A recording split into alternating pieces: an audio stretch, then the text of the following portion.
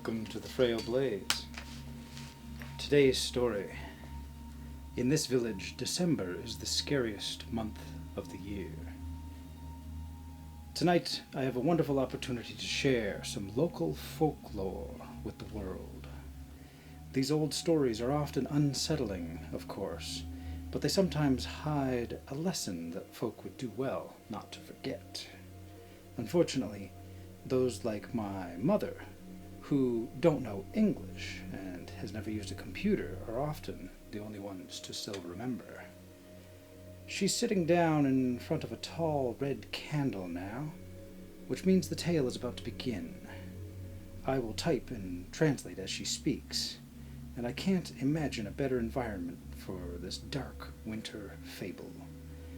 The cabin is quiet, and outside are only snowdrifts, pine forests, and icy mountain tops beneath a starry night sky.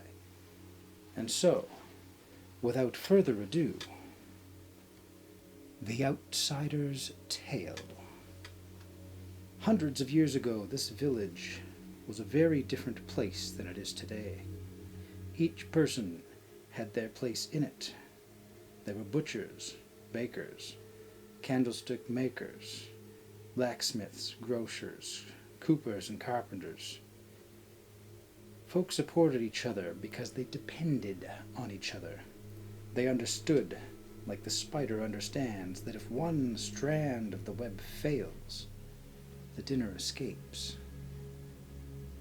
And who wants to go hungry? That also meant that neighbors kept a close eye on each other, since one person's sin was the sin of the whole community. And that is how our story begins. One winter's day, an outsider came to the village. Suddenly, there was a new person in town, one who had no place. She came up the winding road in a covered wagon, fleeing death and danger.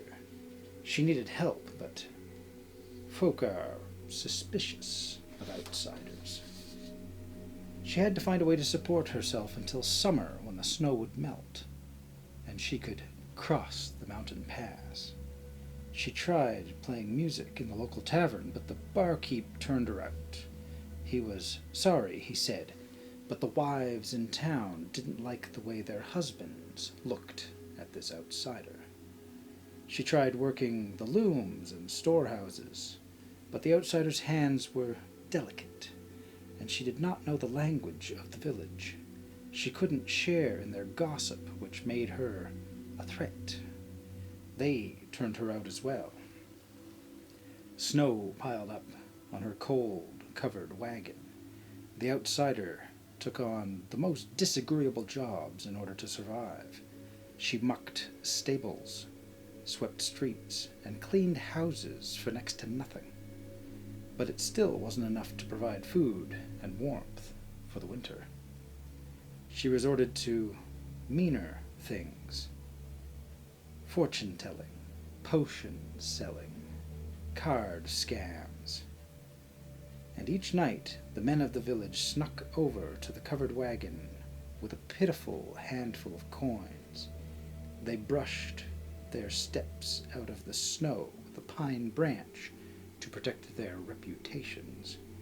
But everyone knew what was happening in the outsider's covered wagon. One of these men was different from the others.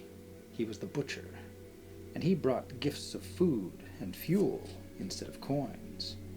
It wasn't clear what he was after. Maybe he just wanted someone to talk to, because he wasn't happy with the village either. The butcher and the outsider grew close, and they made plans to leave the village together as soon as the passes cleared. Rumors traveled fast in the village. The butcher's family and friends were furious about his plot to abandon them. What right did he have to abandon his place in the village? Folk depended on him. It could not be allowed, and they knew the outsider was to blame. They did not know that the butcher was with the outsider on the night they set flame to her covered wagon. He came out in his shirt sleeves to stop them, and things got violent. The butcher was left in a pool of his own blood beside the burning wagon, and the outsider ran, screaming into the mountains and into the night. There was no food or shelter in those freezing high places, and the outsider was no survivalist. She did the best she could, digging a branch-covered tunnel to sleep in, eating roots and berries, but the berries made her sick, and soon the outsider realized she was going to die. But she could not allow that to happen. It was already obvious when she looked at her shivering, starving belly. The outsider carried the butcher's child in her womb. A desperate madness took hold of the outsider. She climbed to the top of a twisted peak, and there, surrounded by the howling winds and absolute darkness of a new moon's winter night, she called upon any power that could hear her. She offered everything and asked for only two things in return: life and revenge.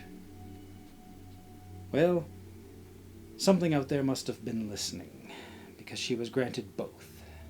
The outsider and her kin would live, but on the opposite side of the cycle. The folk in the village craved warmth and light. The outsider and her kin would thrive in the dark and cold. The folk of the village grew old and dreaded death. The outsider and her kin would age slowly and fear no mortal weapon. The folk of the village felt hunger and thirst. The outsider and her kin would need nourishment but once a year, and it would come from the flesh of the living.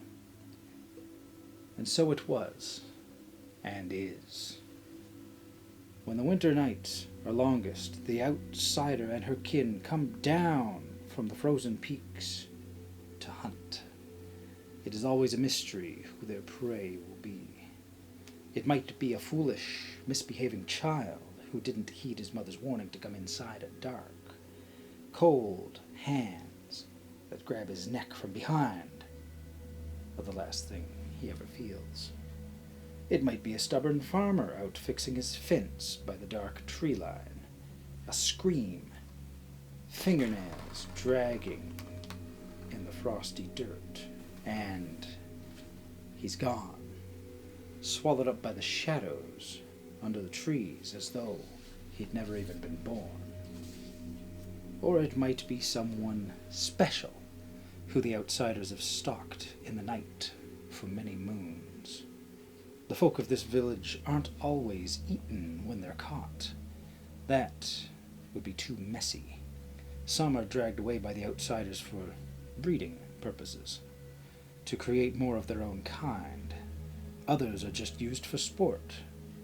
After they've served their purpose, the glacial caves keep their meat fresh all year long. The village has changed since the outsider first arrived in her covered wagon. There are electric lights and metal towers, plastics, escalators, and wireless internet. The village has grown, but the folk are very much still the same. Pray for those outsiders.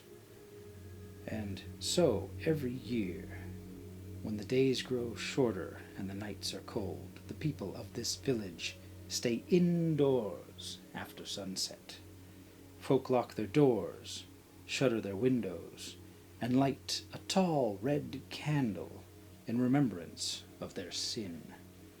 Folk try to forget about all the people who go missing this time of year, because the outsiders are always there, full of life and full of revenge. So ends the tale. My mother blows out the candle that the inhabitants of this cabin had lit, foolishly thinking it would protect them from us.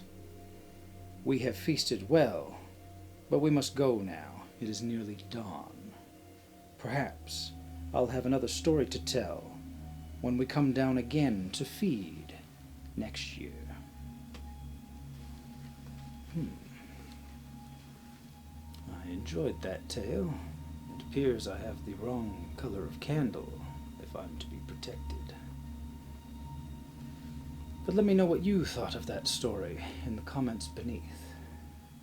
And if you liked this, perhaps subscribe to stoke the flames of this channel. I do hope you'll join me in the future for more Frail Blaze tales.